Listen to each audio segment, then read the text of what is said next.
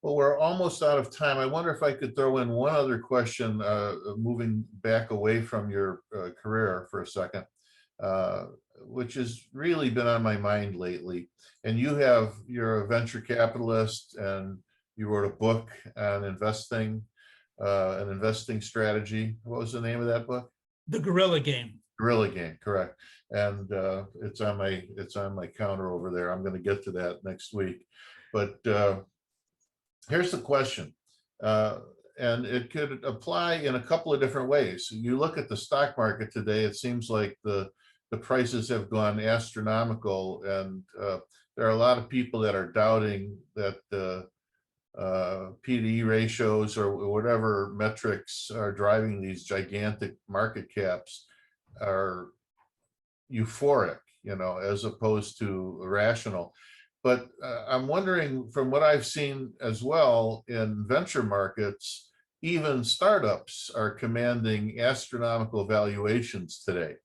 And I wonder, just in general, what you're thinking. I mean, companies with absolutely no revenue, and they don't have any forecast revenue for 2, 3, 4 years, are getting really large valuations, and even small startups are still getting large valuations. So what's your thought on that? Well, it's important, and so first of all, everything you've said says bubble, bubble, bubble, bubble, and you and I have been through bubbles before, right? And I feel sorry for you. You said you were trying to raise money in 2009.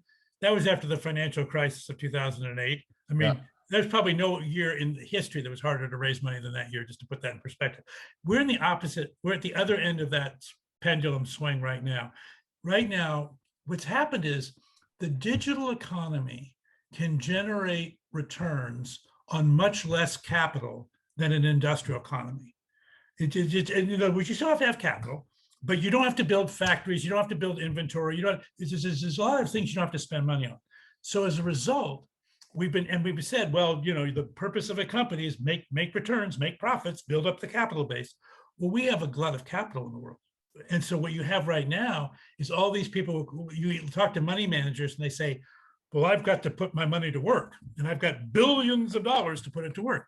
And they're looking at the average company, and the average company is like, well, I mean, the stock price will go up a little, but I mean, by the way, our whole float isn't $1 billion.